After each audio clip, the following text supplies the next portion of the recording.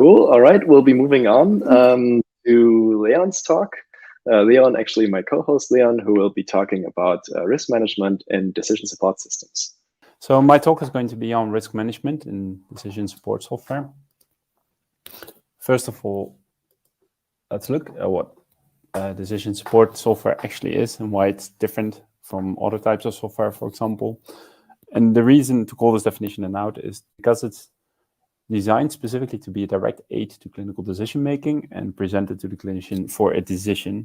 So I'm not going to go into the full details of the definition, but the key aspect to grasp here is that it's an aid, right? It's not making the final decision, it's only supporting a decision. And then why is that relevant in relation to risk management? That is because risk, if you look at it, is combined as the probability of occurrence of harm and the severity of that harm. And if you look at ISO 14971, it requires you to do an estimate and evaluation of all the associated risks. However, as I will explain a little bit more in detail, if you look at clinical decision support systems, specifically in risk management, it only leads to indirect harm. So the cause of the software will not directly lead to harm. And there's two things. I think this will go for a lot of clinical decision support systems like ours, but it might be a bit different for different devices. But I guess it's good to call this out. So for example, if for our device, if we find there's a positive finding and our device actually confirms that there is a positive finding, we'll have a true positive.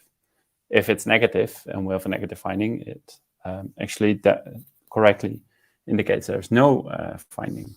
However, if there is a positive finding, but our device misses it, then we have a negative finding, and similarly, we can create false positives. But if we demonstrate a false positive, for example, which is obviously an issue or can be an issue, it doesn't necessarily mean that it is leading to harm, right? And I think that's a core principle we're trying to understand here, which I will go into a little bit more detail on. So what it creates is commission and omission risk, where commission risk is actually the risk that a physician, for example, will act on a false positive, where an omission risk is the opposite, where they will act on a false negative. So in the case of a clinical decision support system as ours, where we find possibilities of malignant findings, it can actually create that a patient malignancy is missed, or it can create that someone is unnecessarily being referred to further follow-up. So let's give a little bit of an example here to demonstrate and say what the specifics are. So say that a device is intended to detect abnormalities on liver MRI, and it detects a false positive finding on the MRI scan, then the probability might be that it does so in every 5 scans. You would say that's quite a bit of risk. And if you look at the severity, that can result in major injury or death. And I will explain in the next slide why that's the case. But then what is the actual risk? Because if you take 1 every 5 scans and you multiply it by major injury or death, you will get quite a significant risk. So if you look at it, so for example, for a liver biopsy, which is one of the risks, right? Someone gets a false positive, the physician decides that it should be followed up on, and the patient is referred to a biopsy. That can actually cause pain, which is, I would say, in terms of the severity, that's mild discomfort. But if you look at bleeding, it can even lead to excessive bleeding, where a patient might need to be hospitalized or need a blood transfusion or even surgery to stop the bleeding. Well, then you're actually looking at major injury, but also in case of an infection, for example, that could be caused. The bacteria may enter the abdominal cavity or bloodstream, and obviously a blood infection can lead to death at the end of the day. Or similarly, you can have an accidental injury to an nearby organ. So if you look at this example, and look at the probability again, is trying to understand what the risk is, then you will see that 20% of all scans might actually lead to major injury or death, because 1 every 5 scans actually occurs a false positive. Well, obviously, this is for various reasons incorrect. I don't think we need to go into the detail of why this is incorrect, because everyone will understand that. But what happens, and this is maybe looking slightly ahead, but what happens, for example, that if you get from your post-market data, you get the feedback that you have more false positives, that actually your risk significantly increases. And how do you adapt that then? because the only opportunity you then have is to change your probability value. So which would immediately mean that you would not have 1 in every 5 scans. It would mean 1 every 3 scans. So your risk actually increases to 33%, which is obviously a major issue, because it might not necessarily be the case that your risk increases that much. So if you look further, right? So if you look at what actually the risk is, in my view, so if you detect abnormalities, you have a probability 1, which means that 1 in every 5 scans might lead to, might have a false positive. So if you take a calculation example of 10,000, that would be 2,000 false positives. There is then a consecutive risk, which means that the radiology actually has to agree with the false positive findings. So out of those 2,000 false positives, maybe only in 5% of the cases he will do an incorrect referral for a further follow-up, which would then only amount to 100 false positives. And out of those, maybe only for half of them, they will actually order a biopsy. So you lose another 50 out of those 100.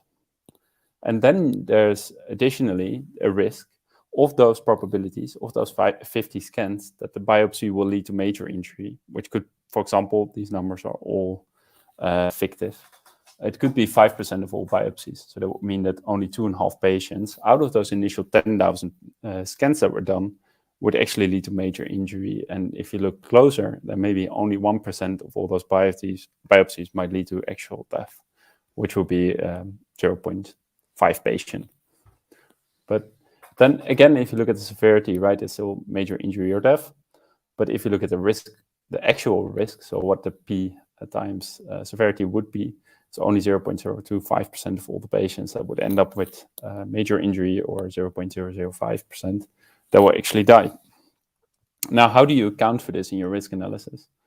This is the question. And if you look at it, I would divide it up, and that's what we've done at Aidence, is divided it up over P1, which is which represents how often you actually have an error occurring in your software.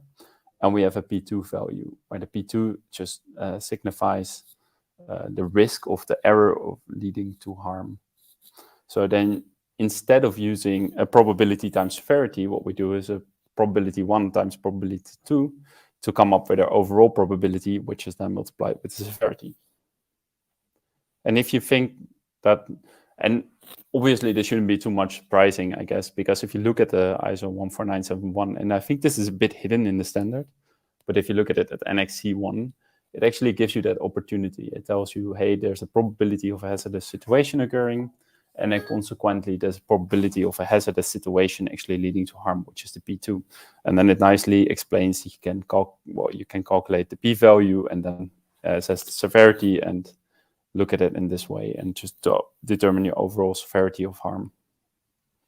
So the second takeaway that I have, which might not be immediately clear to everyone, but also something I think that shouldn't come as a big surprise, is that regarding severity, so this is why the P4 values are marked with P4A and B, because either value can lead to different different risk level, right? Because 5% of all your biopsies might end up in major injury, while 1% will lead to death. It might not necessarily mean that the level of death you might not be able to mitigate on that much, whereas the major injury you might want to mitigate further. So, and essentially, it could be that your P4A value could be unacceptable, where your risk of death might be acceptable. So if you would only look at the worst outcome in your risk analysis, then you would have a hidden risk, which is the major injury. So my message here is that in your risk analysis, you should address for the different types of outcomes in terms of severity. So don't just assess the highest or the worst severity level that can occur, but also account for the other severity levels. And that means that sometimes you might have one risk which can lead to 4 different severity levels. And my point here is that these should be split out to make sure that your risk analysis accurately reflects the actual risk associated with the device. So my key learnings, decision support systems can lead to indirect harm. Using P times S, so your probability times severity, is insufficient in explaining the probability of something going wrong with your device. And it's impossible to adjust after entering the market.